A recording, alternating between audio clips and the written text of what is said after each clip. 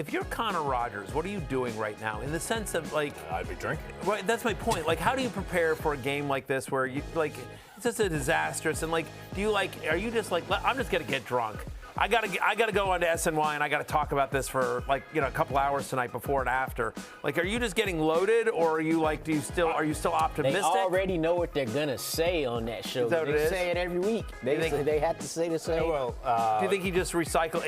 Did he say to some PA? Give me my notes from week 6. That was good. I will say there is kind of a weight lifted because the season has descended into farce, so you can just kind of have some fun with it. So tune into our friends at SNY to see Connor Rogers' thoughts. Staying in the AFC East. Tune in for his thoughts. Stay for Todd Zeal. Fantasy Football Happy Hour with Matthew Berry. Happy Friday. Welcome to the Fantasy Football Happy Hour. I didn't see our friend Todd Zeal last night. I forgot to tweet out a link. His Emmy's piling up. Is he warm? Is he staying warm in the cold weather? I hope Todd Zeal's well. I hope he's enjoying his time off. Before the craziness of the way too long baseball season. Well, how are you guys? Yeah, well, just to give you a sense here, the reason he has so much time off is because he's won 2 Emmys. If you would win something, this is why you work so much, Connor. Nothing going on in baseball. That's why he's off. Disagree. When you are an analyst, the level of Todd Zeal, is there anything he can't talk about? Stop it. We could drop him in here today. He'd be great. So if I win an Emmy, I don't have to host this show anymore? That's correct. All right, you heard it, Steven. Good luck. That's literally the whole point of trying to win an Emmy. You better be praying that I never win that Emmy. You said there's nothing going on in baseball. My friend. That's yesterday. Right. Very Some fair. people say the highlight of the baseball season, Game 7, Dodgers, Blue Jays. No. Yesterday was the highlight of the baseball season. Aaron Judge crowned American League MVP for the 3rd time in 4 years. All rise, court is in session, justice is served. There's a photo of me and my little brother, despite him being much, much taller than me, at Yankee Stadium in September. And that's me holding a foul ball that Aaron Judge hit. Now, it may have been off the bat of Riley Green, but it was hit by Aaron Judge. But your children will be told it was Aaron Judge. America's been told, your children have been told that, it came off the bat of Aaron Judge, the reigning AL MVP. Did you win more or less money on this award than you did from Naz Reid? Naz Reid was bigger than Aaron Judge, but Aaron Judge. It was more about the ethical triumph, really. Right. Yeah, Cal Raleigh goes down.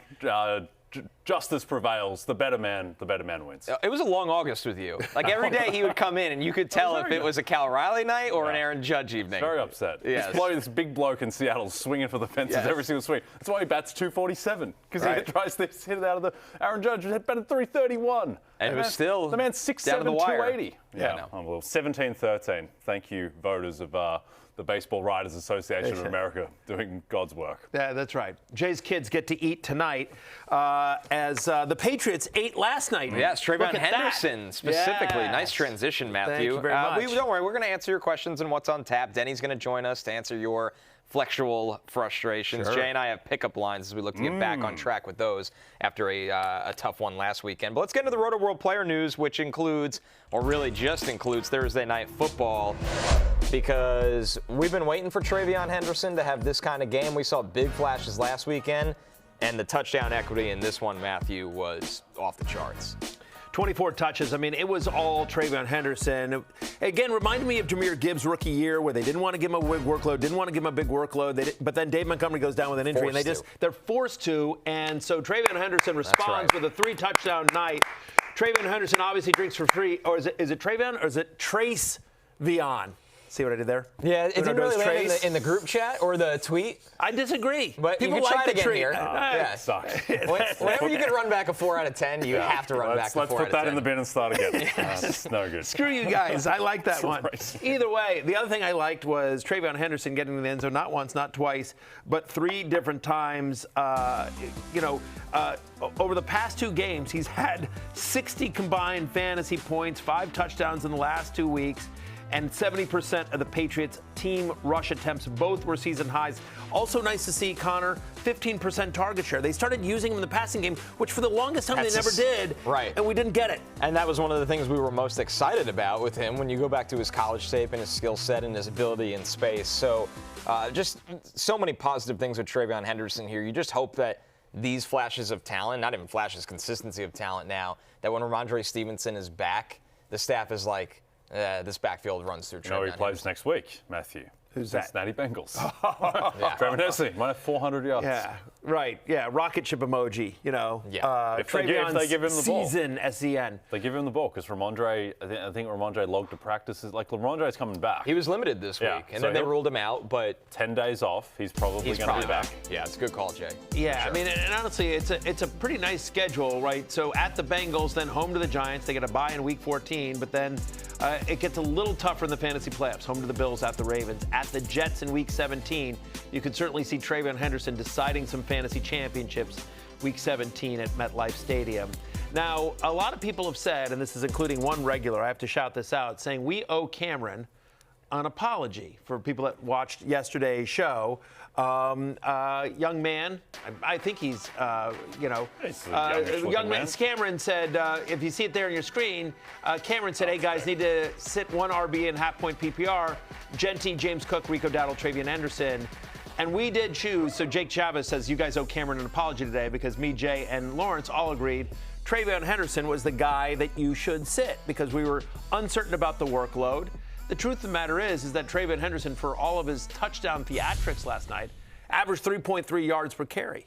Yeah. Lawrence, in the group chat, would like you to know, Jake, he's not apologizing for anything. No. He said he gave it his best. He said he gave it his best. He left it all on the field. It is what it is. Lawrence is going to watch the tape. He'll learn from it. He'll get better next week. There's three things. One, Jake Chavez. Why do you have Cameron's back? Why are you riding with Cameron? Maybe he really was Cameron. Yeah, maybe he was Cameron. That's Cameron's burner. Yeah. Yes. Yeah. Secondly, we don't know that Rico and Cook and Co won't outperform TreVeyon Henderson, so we don't know it. Yeah. But the odds, the statistics, not confirmed yet. And then thirdly, we can only make decisions on the information available at the time. I would make the same decision yesterday. I'm happy with that, even if it's going to probably be proven to be wrong. But I will just say this. This is going to sound defensive, and I don't mean it to sound defensive.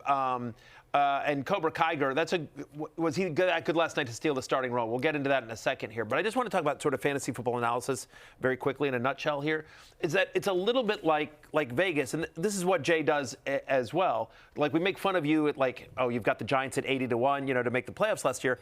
But your odds said they probably should have been priced at 30 or 40-1. Exactly. Right. And so all we're doing here is you're literally just playing the odds, right? Again, you can be at a blackjack table and you've got 18 and the dealer's showing 10, and so you stay thinking that the dealer's going to bust or that he's going to fall under you, but then he pulls an ace and you lose. And that happens sometimes, but you play the odds more often than not at blackjack or anything like that, and more often than not it will work out in your favor. And so with that answer last night, and this is what you need to do at all times with all questions, all decisions in fantasy football, is you play the odds. What's most likely to happen?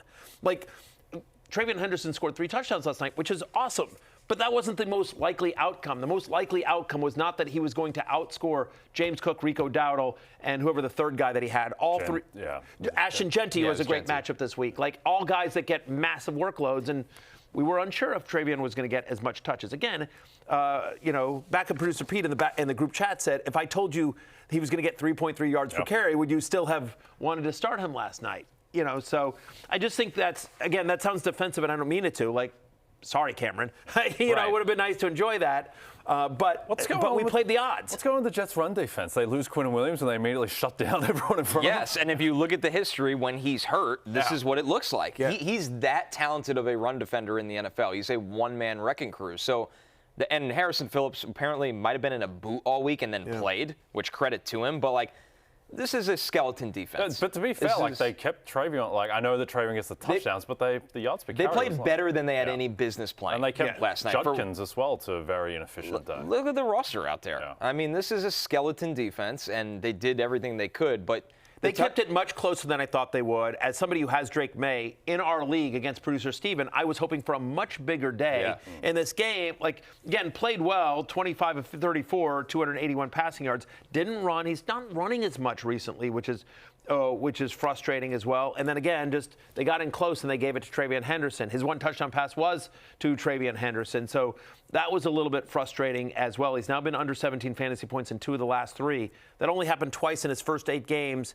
Any concerns on Drake Maye or just it is what it is. I don't think so. Like, he hasn't had to throw much. They just lead in all these games. They've had a really easy schedule, and he's really good, and the team's really good. And so I don't think we're necessarily going to see the Drake Maye explosion games until, I believe it's week 15 and 16 against Buffalo and Baltimore back-to-back. And those are going to be epic games. Yeah. Like Drake Maye against Josh Allen and Lamar Jackson back-to-back. Those might be the explosion-type games. The one thing that I think really bodes well for Drake Maye, though, Connor, is that Stefon Diggs is looking the best that he has in a couple of years. He's got 19 targets the past 2 weeks, and he was just doing whatever he wanted last night. It was his 5th straight double-digit fantasy performance, where now you're getting so much consistency from Stefon Diggs, even without the touchdowns. Obviously, the 3 middle games amongst these 5, he caught a touchdown, but the target share and the yardage is big enough that it doesn't even matter in that regard. So he's just... And he actually, I know he had at least the one drop, and, it could have been an even bigger night. Yeah, that was a 3rd and long that he should have caught, for sure. So Diggs he's Drake Maye. Like, in an offense that a lot of guys touch the football, at least Diggs brings you consistency. Yep. Even when Ramondre's back, TreVeyon's going to have a week that drives you nuts. That's not his fault. It's going to happen. With Diggs, I just feel like you don't worry about that recently. Yep. Sorry, Matthew, I made a mistake. I erred. His name is not Stefon Diggs. It's Comeback Player of the Year elect Stefon Diggs, making his case. What is he at now? Now he's like plus 800 or so. He's in the mix. I don't think he's going to win. But he's in the mix. If he comes home like a steam train, has another big game against Buffalo, yeah, I can see it. Like, he looks the best that he has. Much better than last year, better than the year before in Buffalo as well, where he had a strange year. I think this is the best he's looked since 2022. And he's looked better even recently. Last 3 weeks, 10.9 average depth of target compared with, just 7.7 in the first game. Like, they're starting to, I think Drake Maye is starting to throw deep more. They're trying to take more shots. He's stretching the field more. Diggs feels to be all the way back. You know who Comeback Player of the Year this year is going to be? It's going to be Joe Burrow. You know what I mean? Like, again, he came back this season. Yet another comeback. Every year he's Comeback Player of the Year. Yeah, I mean, I think I made this joke earlier. He's not going to win this year, but he literally will win the award next year and have won Comeback Player of the Year 3 years out of 6, which is completely insane. At what point do you just going to move on? Yeah. I thought people were going to move on last year because he already won the award. Right. We're like, no, he's Joe Burrow. He's the best player that's eligible. Who is the betting favorite right now? Is it McCaffrey? It's McCaffrey. Yeah. Which is, I think he's the most likely winner. He's having a very good year. Yeah. He's also averaging like 3.5 yards per carry on a team that's kind of floundering because of injuries. But he is carrying a massive workload, and the receiving stuff is ridiculous. So he probably wins. But the door is open for Mr. Diggler to make a run. Aiden Hutchinson also in the mix. I don't think Dak's going to win because the team's 3-5-1. And he's fallen off a bit. But I think Diggs, if he comes home really hot, he could be the best story. Also, I know that he's supposed to be not eligible, but Daniel Jones. Yeah, I don't think he's... I mean, he wasn't injured last year. Right. You're not supposed to come back from being bad. Again, the AP was so disgusted that Joe Flacco won the award, they literally changed the criteria so Daniel Jones can't win. People don't listen. People don't follow the rules. I mean, it was it's not like they take him off the ballot. He's not on the ballot. But it's the same thing with Sam Darnold last year, and Darnold didn't feature at all in the voting. So Matt Collins. Last couple things here on the Patriots side of the ball. Matt Collins, who we'd mentioned yesterday. By the way, he cashes. That was my bet yesterday, over 37.5 receiving yards. That cashes as well. I believe your bet cashed. You just had the Patriots to cover, right? Yeah. Was it 12.5? 12.5. Nice. 13. It was funny because when so the Jets get down into the red zone at the end. I think it was like 2nd and 10, and I checked the odds on DraftKings, and the Jets, it was they were plus 6.5 because it's basically just like 50-50 chance they're going to score a touchdown or not. Patriots defense holds firm, and we cover. We get it done. Well, yeah. Justin Fields just. Yeah. Cover first, win later. That is the rule always. So thank you, Patriots. But anyway, Matt Collins, in the 2 weeks since Kayshon Boutte has been out, 24% target share. 8th game this season with under 7 fantasy points for Pop Douglas. Feels like it's kind of turned back into a pumpkin a little bit. And Hunter Henry, man, at first we took him off the waiver wire show, and then he was in the keep it open, close it out show. He might have to go back to the waiver wire show. He's getting back to being touchdown dependent. Yeah, again. Hasn't scored double-digit fantasy points since week 4. Right. That's Matt Collins, by the way, could have even had a bigger night. Oh, that was a bad drop. Stevens kind of chopped it on it, but he had a big step where I was like, oh boy.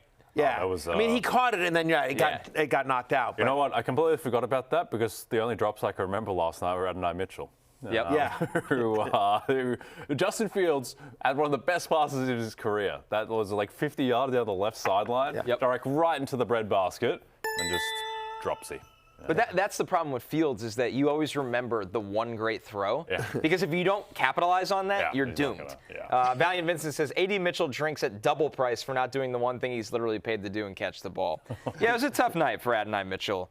To be fair, there was also at least two really bad misses from Fields to him. Yeah. So it was just like they were not even close to on the same page the whole night. There was one, like the deep ball, that's bad. That's a bad drop from Adonai Mitchell. There was one that Fields kind of threw behind him, and it kind of reminded me of that Wes Welker drop in the Super Bowl against the Giants, where it's like quiet, but you probably should catch that. It's a bad throw. Yeah, it was a bad throw. A great receiver catches it, but it needs to be a better throw. He missed it out. That was like a freebie first down. It's just some of the Fields misses are really bad. I mean, you're not even thinking about rostering any of these Jets wide receivers, even with Garrett Wilson out. No, right? John Mechie gets the touchdown. Tyrod has to start if you're even thinking about rostering any Jets wide receiver. Correct. I had hoped that maybe Mason Taylor would get a little love here, but no pass game. They just had no pass game. It's interesting. I mean, Justin Fields, this is why fantasy football drives you crazy sometimes. Justin Fields finishes with 19.3 fantasy points on a night where he truly played bad. Like, he just was not good at the football. And Drake Maye was brilliant and finishes with 15.4 fantasy points. It's just, a buddy of mine, sorry, Jeff, speaking of like the TreVeyon, I apologize to Cameron, I'll apologize to Jeff in advance. My buddy Jeff texted me and he said, Superflex League, Justin Fields or Trevor Lawrence. And I'm like, Trevor Lawrence? Like, not that I like the Traveler all that much, but I'm just like, Justin Fields without Garrett Wilson on a short week on the road at New England. Potentially bench at the half. That's what I tell people every time they go, can I keep playing Fields in fantasy? I'm like, not if he's potentially benched. You can't play him in guillotine, ever. No, of course not. Oh, my God. No, absolutely not. You might as well walk yourself to the chop line. Exactly. Yeah. But, like I said, I would Lawrence. And obviously he winds up with 19 fantasy points because he gets the rushing touchdown. He gets some rushing yards. And it's not over yet. He did. Yeah, we'll see. I need the Traveler to, have a huge game this week at home. At home against the Chargers. You never know. I'm hoping for junk time. Yeah, Jesse Minter against the Traveler. I don't love it. But I don't love it either. But my thought process was literally not Justin Fields, who literally could have you 3 points. It has happened multiple times. Like you can walk out and be like, oh, I got 3 points.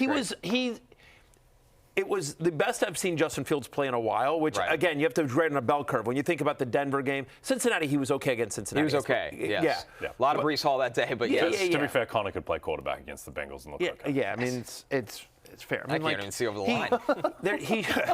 Neither can Justin. You don't need to torch the Bengals. Neither can Dylan Gabriel. We don't make fun of him. So I'm in a dynasty league where I'm literally trying to tank, right? We're in a rebuilding year. Ethically, though, you're still filling out a lineup. I'm still filling up. That's how ours is. Yeah, no, I still fill out my best possible lineup based on like projections or whatever. But I'm rooting to to lose. And so last week, I only have 3 quarterbacks in this league. It's a super flex league. It's a crazy deep super flex league. And my 3 quarterbacks last week were Patrick Mahomes on a bye, Brock Purdy hurt. Somebody else in the league has Mac Jones, and Dylan Gabriel. Again, and my team is not good in this league. Again, it's gotten older. I've rebuilt. I'm in the process of rebuilding. Dylan Gabriel led me to a victory in this dumb league. Because he had 20 fantasy points last week, and and I have Quinshon Judkins, I have McConkey, he had a big game. I have some bad tank commander, Dylan Gabriel. It's brutal. I mean, I thought, in a Superflex league, I'm literally only starting one quarterback, and it's Dylan Gabriel. I got this loss. Yeah, that's tough. But I have a bunch of good tight ends. I have Hawkinson. I have Theo Johnson. It's a tight end premium league, and so Theo went off. You have Jeremy Rockett? I don't have Jeremy Rockett, no. It's so funny that the Jets passing game is going through Rockett, Adonai Mitchell, John Mechie, who eventually it'll be like Robert Woods will be on the team. Their punt returner, Isaiah Williams, who's been cut this year and is now catching screens in the offense. Al Michaels said, that's a run by Isaiah Williams. I'm like, and I'm thinking to myself, you mean Isaiah Davis, dude? Like Al, oh boy, Al. Somebody getting Al's here. Yep. And then it actually was Isaiah Williams. Literally, and you're like, who? Wait, what? Wait, Isaiah Williams is on this team? Yes. He has been cut before this year. Now he's back with an elevated role beyond punt returner in the offense. Some other good news come out of this game. The only takeaway is that, again, Breece Hall remains the only Jet that you can start. Right. I know that Fields had a good game here, but they can't keep going. I don't know. We have all next week to talk about that. Oh, yay. One more bright spot from this game. Stupid Dev was there. Stupid really? Dev, who does a lot of great work on the show. Huge is that Patriots a bright fan. spot? Yeah, at least Stupid Dev got to enjoy the game. All right, Jen, who also works on the show, Yeah. is a Jets fan. She did not get to enjoy the game. No, she as did you not can see. enjoy the game. But to be fair, that's baked into the Jets experience. So you That's didn't actually have a bad If time. you go to Foxborough as a Jets fan, I don't think it's going to be great. To be clear, Stupid Dev is the one in the Patriots hat, and Jen is in the Jets hat. Right. Yes, thank you, Matt. I just want to clear that up. for Well everyone. done. Both work on the show. Yes. Both work on the show and do great work for us. that's We good. appreciate both of them. Yeah, I believe backup producer Pete is playing Dev this week, and I was watching the game last night with backup producer Pete, and he was cursing Stefon Diggs, who I believe Dev's had every time. Stupid Dev has. I thought doesn't Dev have TreVeyon too? He's Yeah. a big Oh, I hope Patriots so. fan. I think he Pete does. was very upset. He wasn't having a good time either. Much And, like and Jen, Pete will who was- yell in public, Yeah. which I really appreciate that about him. Pete's very loud. Yeah, like He's if you go very out to loud. dinner Too or loud to for the mine. bar with Yeah. Pete and like something happens, like, you know, if it was us, we'd be like, ah, man. Pete'd be like, what the hell? Pete is very loud and demonstrative. But by the way, between Jay and Pete, they have 6 kids under the age of 10. Right. That's true. So, like, God And bless. who knows what they were doing? Who knows what they were doing? God iPads. bless. Yeah, exactly. Yeah. No, love of God. Not even iPads. Here's some candy, kids. Yeah. Daddy will be back in a couple hours. Pete's actually the only grown-up I've seen at a dinner get shushed by the people at his own table. Oh, I was there for that. Yeah, you did. I won't name names. Yeah. I will not name names. But he was shushed. Yeah, like you would do to your children when they were like 4, not now. Somebody shushed him. That's amazing. Well, I'll tell you after the show who it was, and it makes it even better. Okay, even better. Last question then. What hat did he wear last night? Did he wear his fancy Mets hat or his fancy Giants hat? Yeah, I can't recall, but there was a hat. Yeah, I of think there course. was a hat. Maybe there wasn't a hat. No way. No, he had a hat on. He may Had not to. have had a hat. Yeah, I was Anyway, wearing my Steven's Yankees begging hat. me to do the injuries. So here's the Week 11 injuries we're tracking. Aaron Jones, J.K. Dobbins at running back, DeVonta Adams with that oblique, Brian Thomas Jr. and Parker Washington for Jacksonville, DJ Moore with the shoulder. Darius Slayton has not practiced with that hamstring, which is concerning. Ricky Pearsall working his way back finally. Sure he is. Yeah, we'll believe it when we see it. Sam Laporta dealing with that back injury, and Dalton Schultz, much like last week, has not practiced, but we'll see if he can get Yeah, ready again, for he this missed game. Wednesday and Thursday last week, practiced Friday, obviously then had a big there's hope game here. today So there for is Dalton hope. Schultz. We'll see if Schultz is able to go today. But if he does, you kind of like the matchup here, and you like Davis Mills under center for Dalton Schultz. Yeah, Davis Mills, look, he wasn't great last week, but... He got us home. Yeah, he got us home. He got the money line home for the Texans as an underdog. And also, like, he is bad in a way that at least he can fill it up statistically in terms of accumulating yards. Like, he'll make some ungodly throws, but he'll make some godly throws as well to Nico Collins and friends. On the more positive 49ers news, Brock Purdy's going to start this There we week go. against the Cardinals. Welcome back, Brock Purdy, with that turf toe he's been dealing with. Brock Femba. Sounds like he'll just have to manage it. And it's been confirmed by Kyle Shanahan, who is a known liar, that Ricky Pearsall will play in Week there you 11 go. against the Cardinals. It's confirmed. Gosh, By it's a no Kyle lie. Shanahan who shushed Pete at that dinner, by the way. Yes, yeah, that's the plot twist. I like Coach Shanahan even more now. Yes. All right, fair enough. He is a known liar, though. Yeah, I mean, I respect it. Yeah. Right? Yeah, competitive Any competitive advantage. That's why Aaron School Glenn's of Aaron learned from Glenn. him. I'm not going to tell you who our starting quarterback is going to be. You'll just have to see for yourselves when they don't complete a pass. Yeah, so listen, there's a chance, though, if one of these guys isn't able to play or because of bye weeks, you might need to go to the waiver wire and pick somebody up to help you out. So some of our top waiver targets this week include... Where are you going? Well, I was going to the waiver wire. We're not the waiver wire. Oh, we got more injuries to go Oh, we through. do? Yeah. God dang. It's the first time you've ever read the rundown, I feel like. You just got so excited about the I waiver was wire. trying to We're get talk to about it. why you might need one of There's these like people. 6 things to What get are we through. talking about? What's wrong with you? What are we talking about then? Can you start Ricky Pearsall? No. There we go. Okay. Can you start Brock Purdy? Yes. Okay. Well, we're not done there. Bucky Irving. As Steven said on the call, which is great, the Sasquatch-esque pictures we've had of him back at practice in a limited capacity. It was really good. Chris Godwin was limited as well. Oh, we got a question. So there you go. coming This in is here. no, Oh, no, Shefty. Adam Schefter. Adam Schefter's asking a trying to question. Adam Schefter clearly watching the show and just tweeting their at bench's us. been ruled out. Bucky Irving and Chris Godwin are out for Sunday's game versus the Bills. Although I will say the fact that we're finding out on a Friday afternoon feels like they're closer now. I mean, usually it was it's like on great. a Wednesday. Yeah, Godwin's not playing this week. Bucky's not playing. I would But the fact suspect that they they were play ruled next out on week. Friday, Yeah. I think you're right. Yeah, I think they'll play next week. And if they don't play next week, that's a very bad sign. if you're getting 2 weeks of practice and not playing. But yeah, I think the takeaways are pretty much as expected. I don't think we really expected these guys to give it a go. So Rashad White, load him up. Again, a favourable matchup against the Bills. And Emeka Egbuka is going to get fed as many targets as he can handle. And Cade Otton remains pretty viable because he operates in the same kind of part of the field that Chris Godwin would have otherwise. Yeah, I just feel like when Jauan Jennings and Ricky Pearsall have been on the field together, it's happened so little. Pearsall, Jennings, Kittle, McCaffrey, with Brock Purdy under center. Like, I don't know, it's not that many snaps that we've seen all those guys here, but I'd want to see it before I'm willing to really trust, especially like this week. Yes, there are some injuries. We got 2 teams on a bye, but I don't know. I feel much better. I'll just say I feel much better about Jauan Jennings this week than I do Ricky Pearsall. Also Kittle too. I think they've had one drive all season with those guys. Where, by the way, George Kittle looked amazing that first drive against Seattle and scored a touchdown, and then he got hurt, and then they haven't had their team at all. Bourbon breath. Is it Sean Tucker time? I see the shift happening this week. Is that by the way, are those breath. The Woods from The Sopranos, the Russian guy? It might be.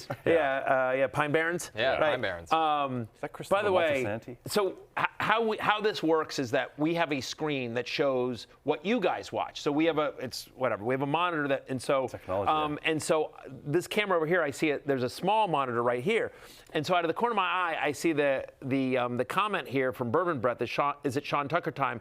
I see and I thought it was a very different word than what it is, shift. But in the initial quick reading, I was like, I can't believe Steven put that comment up. Yeah, you missed that one. What's going on? I see the shift happening this week. It might be Bourbon Breath in terms of Sean Tucker. 44% of the team's running back touches over the last couple of weeks. I love his talent. The pride of Syracuse, Sean Tucker, number 44, number 1 in your hearts. So him and Rondé Gadsden. Good company. We had a solid team last year, Syracuse. Yes. Yeah, we really did. Tucker. Tucker wasn't on the team last year. He was on the team 2 years ago. But still, I'll tell you this: if we'd given Sean Tucker the ball a few more times in the second half, we'd have beaten Clemson. Don't get me started. All right, everyone knows it's true. Everyone that watched that game knows it's true, Jay. Yeah. If only Dan Wilson had gone to Andres Munoz against George Springer, Game 7 could have gone so much differently for the Mariners. Exactly. Good comparison. Yeah, pretty apt. Very good comparison. Yes, maybe. Bourbon Breath, I think Sean Tucker's a viable flex with some upside for more. I do think he needs to be rostered in more leagues. Jared Hootman asks us to pick 2 running backs in a PPR league. Rashad White. Not this again. Rashad White. Is this Chase Brown, I assume? Yeah, Chase Brown, Kamani Vidal, Woody Marks, or I assume Aaron Jones.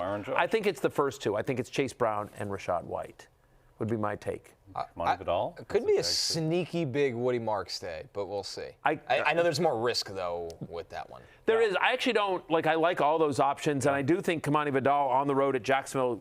Jay, you've talked about this. There's no run defense worse in the NFL than the Jaguars. I mean, Woody Marks and Nick Chubb did whatever they wanted against that defense. So, yeah, very favorable matchup. I think all those guys are in a similar kind of range. Even like Aaron Jones is a very favorable matchup, too, against the Bears. But, yeah, I'd agree it's probably the first 2 guys there. Those are the 2 guys I feel best about their workload and their matchup here. Over in Denver, Sean Payton said R.J. Harvey will have more opportunities when he was talking about the potential absence of J.K. Dobbins. Also known liar. Another big liar. Known liar. Jaleel McLaughlin is having 12 touches in this game. 1,000%. Tyler Beatty starts and plays the entire first half. Right. Somehow Taysom Hill ends up in a Broncos uniform and gets direct snaps. Yeah. Audric Estime makes his triumphant return. Yeah, we brought him back. Yeah. Exactly. I just, Be careful with this one. Yeah. Mike Anderson. What are you doing here? Alondis Gary. What the other Bronco running back greats? Classics. Yeah. Terrell Davis. I think this is the ultimate. We have to actually see it to believe it. Because, of course, he's going to have more opportunities with J.K. The starting running back on the team just went down, and R.J. Harvey plays running back. So there will be more opportunities. But is it 3 to 5 more touches per game? Is it 10 more touches per game? I don't think so. I think it's going to be divvied up still. I completely agree. He has always used multiple running backs. I have R.J. Harvey at running back 21. Is that higher than I've ranked him previously this season? Yes. Is that higher than you would think for the lead running back of a good offense? No, because again, really tough matchup against the Chiefs coming off of a bye, and also again, Sean Payton uses multiple running backs. So, there is more opportunity. To your point, Dobbins was averaging 16 touches a game. But I think it will be split up among the guys. Yep. As we hinted at, guys, C.J. Stroud, of course, is going to miss this game for Houston against the Titans. Crazy question. In 2 quarterback leagues, Davis Mills is a starter in this matchup, right? Yeah. Yeah. Against Tennessee? Yes. Yeah, he was solid last week. He absolutely is. Yep. Tennessee's been bad. The Titans give up a ton of explosive pass plays. We know that Nico Collins can be a weapon deep. And I think, like, Davis Mills, he's been on this team for a long time. Like, this isn't a guy coming in from the cold who you don't know what to expect. Like, I think we kind of know what to expect out of Davis Mills. It's interesting with Stroud's outlook going forward. The fact that he missed 2 games with a concussion his rookie year, where I think he got hurt against the Jets that game in the rain. Right, yeah. So I don't know if it's a bad concussion or whether it's just that the Texans want to give their star quarterback 2 weeks off when he gets a concussion, which is maybe, as we talked about, what should happen yesterday. So, yeah, I think Davis Mills, with the favorable matchup, is a viable QB2 type. Yeah, I completely agree in Superflex leagues, especially given the matchup here. But just this is something that has come up all the time. We always talked about this again on my old show. Concussions are nonlinear injuries. It's not like, oh, he's been out for 2 weeks, so he's immediately getting better. Sometimes it's like this, and you have good days and you have bad days, and like everyone recovers from concussions at a different time frame and at a different pace. And so, like, I mean, how long didn't like Cedric Tillman have a concussion last year and he was out for like 4 or 5 weeks? I was just going to say, Travaris Ward's I think been they're on gonna shut him IR down. with a concussion. Right. Travaris Yeah, Ward's been out from for 4 a pregame warm-up. He's going to be out like 6 weeks, and he's had multiple throughout his career, which it always is a bit scary. The other thing with the Texans, though, is that they have a short week coming up here before they play the Bills on Thursday Night Football in Houston. And so Stroud's been in the building, and so I would guess that he's probably going to play that game, but we don't know because the concussions are non. How about this one from Aloha Bricks? Davis Mills or Brock Purdy this week? it's Brock Purdy. Come on. It's Brock Vember. Yeah, it's Brock Vember. He missed Brocktober. So obviously now it's Brock Vember. Yeah. But, you know, the game's in Arizona over under 48.5. I think, and like everyone's finally healthy. So it's not just Brock Purdy coming out there and hoping, you know, Kendrick Bourne and a couple guys they met on the way to the stadium. Like it's the full complement of outside of Brandon Ayuk, right. who we may. When he comes back, that's going to be fun. Yeah. Sorting through this I don't know wide if receiver Brandon Ayuk makes it back this year. Or it matters. Yeah. No, but my point is like they knew coming into the season that Brandon Ayuk was going to miss at least half the year, if not more. But like they expected to start the season with Jennings, Kittle, McCaffrey, Ricky Pearsall. Yeah. They have so many guys and on Purdy. this team now. When you consider that Christian McCaffrey is like trying to win the receiving title as well. No, and they got great production from Kendrick Bourne. Yep. But anyway, that's why I sort of want on the question about Pearsall before. I want to see it with Pearsall. I do feel good about Jennings though, who seems to be fully healthy now and he has the connection productive. with Brock Purdy. Correct. That's the guy that he is connected with more than Mac Jones. And also, we're going to see there's a lot of Mac Jones boosting him up. Booing him as a quarterback in the NFL. What's the word again? I say boy. Boyoed? He said boyoed. Boyoed. Yeah, which is not a word, as we Boyoed. discussed yesterday. We did the whole thing yesterday. On Chef Boyoed. Yeah. Noah Webster, the creator of the Webster Dictionary, he drank free yesterday. You may just say. Oh my God. I'm going to make Boyoed a thing. That's up there on the drink-free candidates. Yeah. I don't know why I descended into the American pronunciation there. In Australia, we say Boyd, which I will continue with. But as solid as Mac Jones was, Brock Purdy's a different tier of quarterback to Mac Jones and this offense. I think this offense could really explode the second half because they have a really easy schedule. They're healthy, and Purdy, if he can stay healthy with the toe, Purdy's he's an elite quarterback. Teams have been able to throw against the Rams recently. You know, I mean, Cardinals.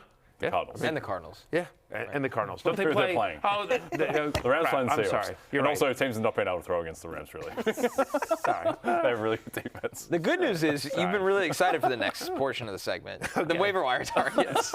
I forgot. You tried to get us there 20 minutes You're ago. right. They're playing. That's fine. We finally made it. Yes, they're playing the Cardinals. I'm just saying that over the last 4 weeks, the Rams are 26 against the pass. Now, some of it's junk time, but, they're giving up a lot of passing yards. I'm just saying at some point. All right, Marcus here's the waiver Mariota wire. against the Dolphins. QB 11. Jacoby Brissett, Amari DiMercado. QB 13 and RB 27. We talked about Sean Tucker. Maybe this is the week. Tajay Spears, who is a staple on our waiver wire show every single week. Trey Tucker, because of the matchup, maybe he can get a touchdown against Dallas. He comes into the top 35 wide receivers. Parker Washington, of course. Michael Wilson. 25% target share over the last 3 games for Parker Washington. Michael Wilson, 83% route participation this year. Marvin Harrison is out. Jacoby Brissett's been a top 12 quarterback in all 4 weeks that he has been a starter. We talked about Dalton Schultz as well. He's had 13 fantasy points or more in 3 of the last 4. And how about Harold Fannin Jr.? who over his last 4 games has a north of 20% target share for noodle-armed Dylan Gabriel. Dylan Gabriel Jr. Dylan Gabriel Jr. No, that's not a thing. That's not a thing. Start calling everybody on the Browns Jr. Yeah. Anyways, let's bring in Denny. Yes. Time for Denny.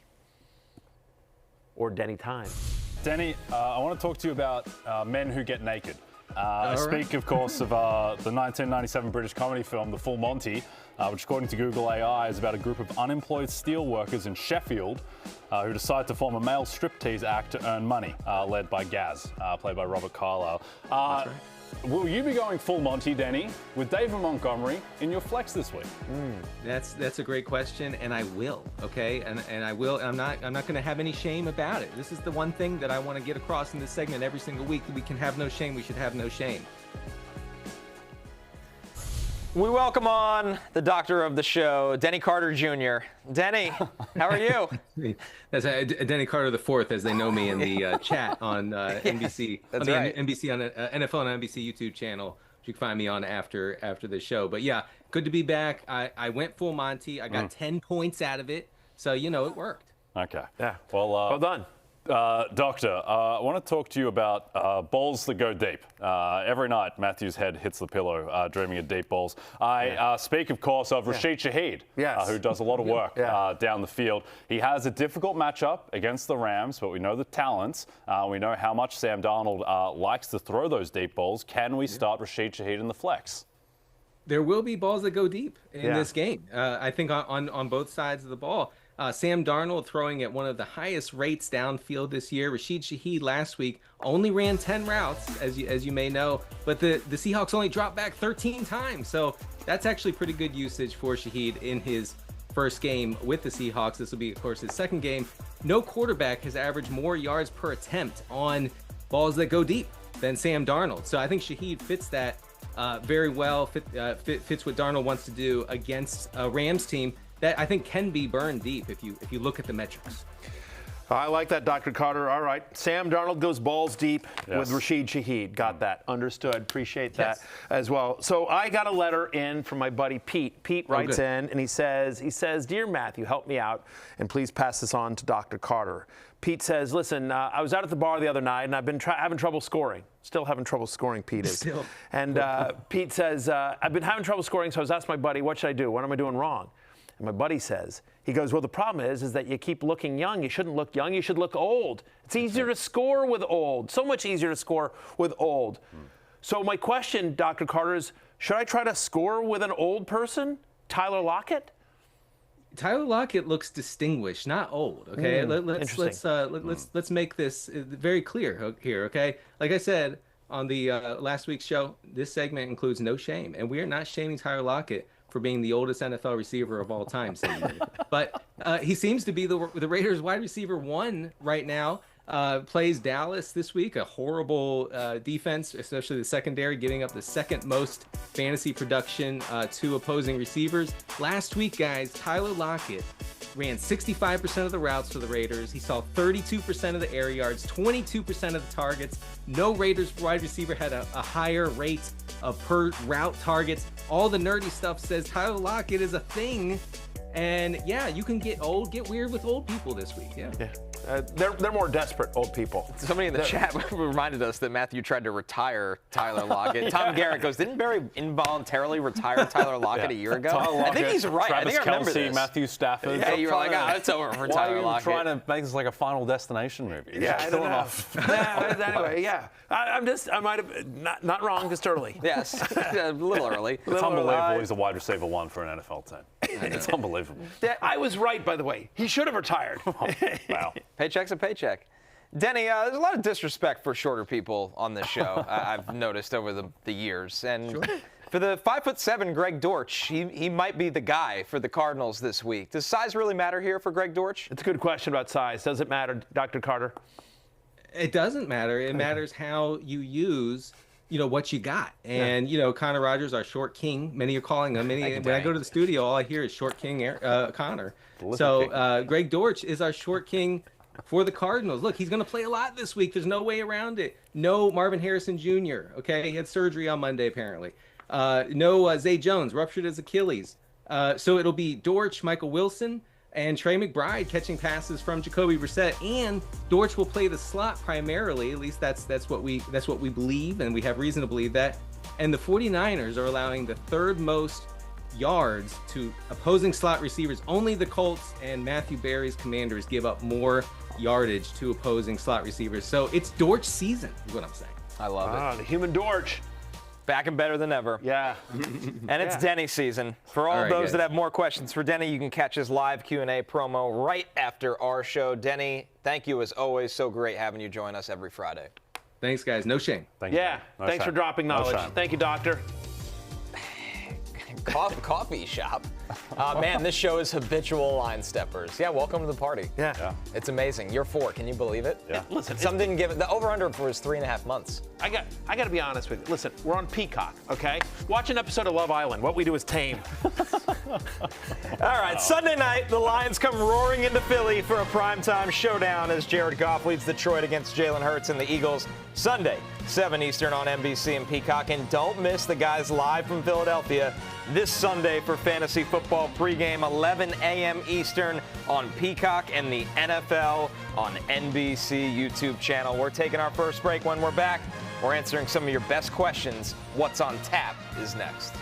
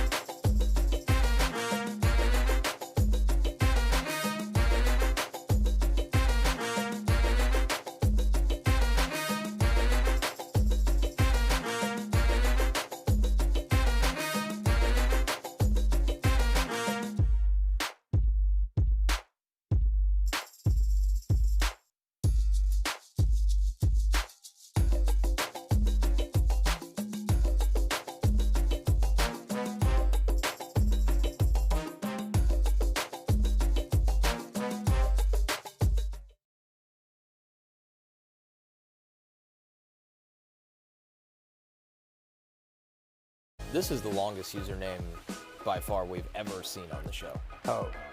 This was because there was a bit that Matthew did at one point. Regular Josh, a.k.a. Casual Josh, until MB approves. You did like that stupid thing. Well, I just thought because he's calling himself Regular Josh, but he hasn't really shown up all that much. Well, here he's putting more effort in. That's right, which I appreciate. You're still Casual Josh, but you're heading in the right direction. The Week 11 Fantasy Football Happy Hour Power Rankings. Aloha Bricks. Welcome to number 1. A new king. The Flying Hawaiian. Clark Brady down to 3. Wow. Well, we haven't seen him. He got his fill for the year in one day. He watched his marathon, and we never heard from him ever again. What has Jonathan Medici got to do to get up this list? I mean, keep grinding. I oppose. I raise log opposition to that. Raise the Flags has been solid. He's up 1 spot to number 2. Valiant and Vincent gets to 5th. He's up 1 spot. Ved also up. A lot of risers. Heavy Meat Sauce down a spot to number 7. Mr. T also down 1 to number 8. Johnny Dangerly, and then Tej at 10 back on the list. Regular Casual Josh is an others receiving votes. I feel like more people should make others receiving votes, or is he the only one that also received a vote? Like only 11 people got a vote? When they hold the vote, he was the only one that didn't break it. I question the committee, to be honest. I don't know that the committee, much like the College Football Playoff Committee, Does the committee here really watch every comment from all the regulars? I would give Cobra Kiger an honorable vote, personally. I would give, if Stuntman Chuck not on there, I would give Stuntman Chuck an honorable vote. Yeah. K. Gemma? K. Gemma, very loyal watcher of NBC content. Cobra Kiger, he's a Cinderella story. He's the Vanderbilt of the rankings. He'll sneak in next week, maybe. What's on Tap is brought to you by Bud Light, the official beer sponsor of the NFL. Sundays are easy to enjoy when they are full of football and the fridge is filled with beer. And we're going to make it even easier for you by taking some of your best questions. This one from regular Ed. Hey, Matthew Berry, I am starting Etienne, but need 2 other running backs out of Uncle Rico, Jaylen Warren, and Javonte Williams. I think Warren and Williams have the higher floor, but Uncle Rico has an astronomical ceiling. Your thoughts and advice would be greatly appreciated. That's about as polite a question as I Your mentions don't look like that too often. No, sir, they do not. I don't think you can screw this up, regular Ed, because I like all 3 guys. I have all 3 guys inside my top 12, but by my rankings, I have Dowdle at 6 and Warren at 10, so those are my answers. Now, again, I have Javonte Williams at 11, but Dowdle and Warren to me. First off, Dowdle, of course, just the workload here. In his 4 starts, he's averaging 27 touches a game. They do not want Bryce Young throwing the ball, right? And since week 5, Falcons allowed the most fantasy points to opposing running backs. They're giving up almost 150 rushing yards a game. And then Jaylen Warren, who's been so involved in this offense. I mean, first up, like you saw that Jaylen Warren made the love list this week at Cincinnati. They've given up at least 16.9 fantasy points to a running back in every single game this year. Literally every single game this year, including to Jaylen Warren himself when they played earlier in the season. So I think that's the answer is Dowdle and Warren. I like Javonte Williams as well, but just a little bit narrow. Las Vegas kind of played plucky defense last week, and so anyway. You have to nitpick here, but all 3 should have big games. Yeah, and the Raiders' rush defense with Max Crosby still there is not a turnstile. The Raiders are able to limit Jonathan Taylor to one of his most inefficient days on the season. Now he scored 3 touchdowns against them, but he wasn't efficient in terms of yards per carry. So I agree. I think it's Dowdle and Warren. Our next question comes from Prince Sarcedo, 8392. Do you think he's a real Prince? Absolutely. Okay. DK Metcalf or Wan'Dale Robinson? Can you believe if someone showed you this question in August? Yeah, I mean, it just goes to show you how nutty fantasy football is, and specifically this season, that this is a real question, and more importantly, that this is the real answer. Wan'Dale Robinson. Right? I mean, I have Wan'Dale Robinson at 23. I have Metcalf at 29. 3 of the past 4 games, Wan'Dale Robinson's had at least 11 targets. Since week 6, he's averaging almost 14 fantasy points per game. You know Jameis is going to sling it, and you're sort of looking around. Who's he throwing it to? Wan'Dale Robinson has become the leading wide receiver of the Giants. Metcalf has been fine, but it's weird. Like they target. And I get the matchup, but what's weird is that Cincinnati, for all the flaws of the Bengals defense, DJ Turner's actually had a nice year. Yeah. They actually have done a good job against number 1 wide receivers so far this season. And so Metcalf didn't have a monster game against them the first time they played. He's not a huge target earner. Like, you're basically hoping that Metcalf makes his fantasy bones, as it were, on 3 to 4 targets. Like, he's not a guy that's going to get 8 or 9 targets in a game. They're going to be able to run at will. They like the tight ends. I don't know. The Rodgers offense is just a tough watch for wide receivers. Yeah, and every tight end on the 53 scored a touchdown against the Bengals. Right. Darnell Washington is an offensive tackle playing tight end. That's right. So, and Rodgers still kind of prefers him. Our last question comes from the _real commish. Lawrence and Matthew. This is for you guys. Connor will sit up. Call Lawrence. I'll go read this from far away. Pick 2 flexes PPR: Swift, Woody, and Etienne. # snapping necks, showing anks. Yeah, I like it. Okay, fair enough. Obviously. What do you think? Well, I am showing my anks, and I'm sure Lawrence, wherever he is snapping his neck. But I think it's Swift and Etienne for me. I have Woody Marks at running back 20. So, again, you see it there on your screen. I like all 3 guys. I have them all as RB2s this week. But even though we liked what we saw out of Marks in terms of the usage and the production, Nick Chubb is still hanging around. Yeah. Games on the road to Tennessee. They're off of a bye, so maybe they prepared a little bit. There's always a chance that Chubb vultures a touchdown. But Swift has had 5 straight games, I should say. 5 straight games with at least 14 or more fantasy points. He's been a top 6 running back on a points per game basis since week 5. And then Travis Etienne just quietly has a massive workload. 45 touches over just the last 2 weeks. He's got only one game this year where he's had less than 15 touches. So you're sort of guaranteed a floor there with Etienne. What do you think, Jay? Yeah, I think that's reasonable. I think that Etienne, I mean, it was such a difficult matchup against Houston last week. The Chargers are not an easy matchup either, but it is a little bit less imposing of defense. Woody Marks is really interesting to me, though, Connor, because that's the best that he has looked. And I think a lot of that is about the Jags defense, but they're playing the Titans defense. Like, what do you think the ceiling is for Marks? I have some big thoughts on him for pickup lines. Okay. And I think he's somebody that it's nice to see him turning into a natural running back, not just a third down pass catcher. So I think the ceiling is growing for him, and we'll have more of that in our last segment. But again, I mean, you saw, like, I had those 3 running backs within 5 spots of each other. Yeah. Like, I It's mean, tight. like, they're Real all tight. They're all right there. They're all top 20 running backs for me this week. I thought it was instructive with Marks that Nick Chubb, every single one of his runs was a successful run against the Jags, and they still went to Woody Marks over and over again, so they believe in him. To the eye test, he just brings an explosiveness that they don't have with Chubb at the moment. That'll do it for What's on Tap, presented by Bud Light. Easy to drink, easy to enjoy. Old Chuck, this regular ranking is more rigged than the voting for Judge's MVP. Yeah, It is written in ink for all of eternity. There is nothing to be done now, old Chuck. Brackets, my cock. Little sour grapes in that one. You know what? Unbelievable. I don't hate it, though, Chuck. Yeah, you advocate for yourself. That's all you can do. That's all you can do. Out of Some of the OPS of regulars- 1 million. All right, Hire pick up a lines PR next. consultant.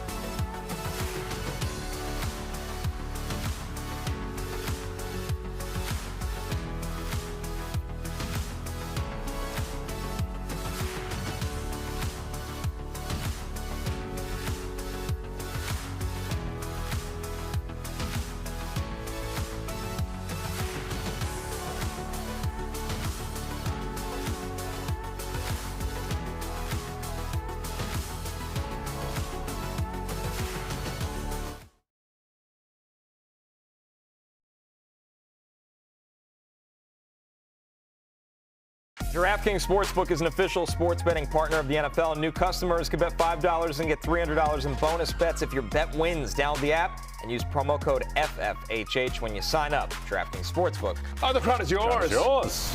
Crown is yours. It's time for last call. Quick news nuggets here, guys. Dalton Kincaid has been ruled out. Sam Laporta will not practice today.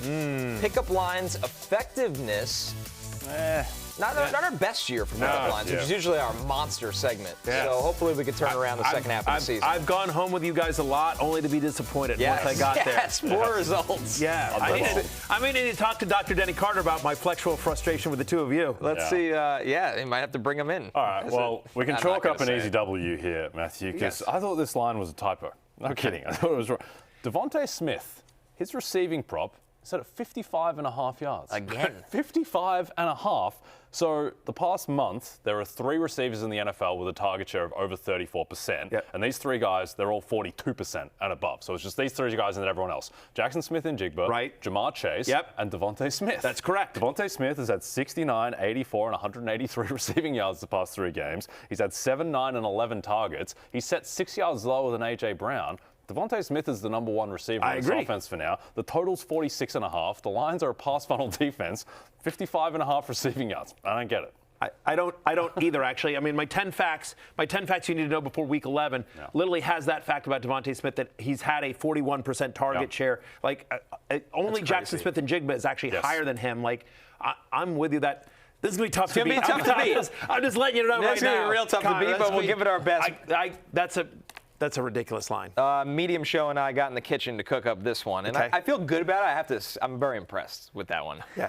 I'm going Woody Marks over 59.5 rushing yards, and here's why. Tennessee's run defense, 29th in the league. Tennessee has allowed a 60-plus rusher in 8 of their 9 games this season. They almost every single game they allow a rusher. He's the lead back in the offense. In each of the last 4 games, he's gotten 10-plus carries. Also with Davis Mills, they had a 64% run rate last week. And they're playing a bad team where they should be winning. Where they're favored. So I think Woody Marks clears this number, and I've been really impressed with the player he's developed into this year. I like both of these, but, I mean, sorry. I get it. Come on. I'm going home with Jay. We will be in Philadelphia this week. We get to watch this bet cash together, you and I, canoodling at our exotic Philadelphia hotel.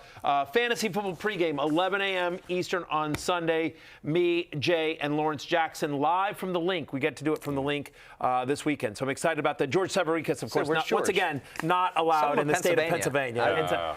I got to get a lawyer. I got to help get George figure this out. Here. Something it's just not good. Yeah, we're doing a show in a month from Harrisburg, so if he can't make that one, then there is really something wrong with his ability to visit Pennsylvania. There is, and Connor Rogers finally gets a Sunday off after doing double duty yesterday. It's going to be amazing. It is. That music means you don't have to go home, but you can't stay here because it's closing time. For Jay Croucher, Denny Carter, and Connor Rogers, I'm Matthew Berry. We'll see you Sunday morning. Good luck and peace out.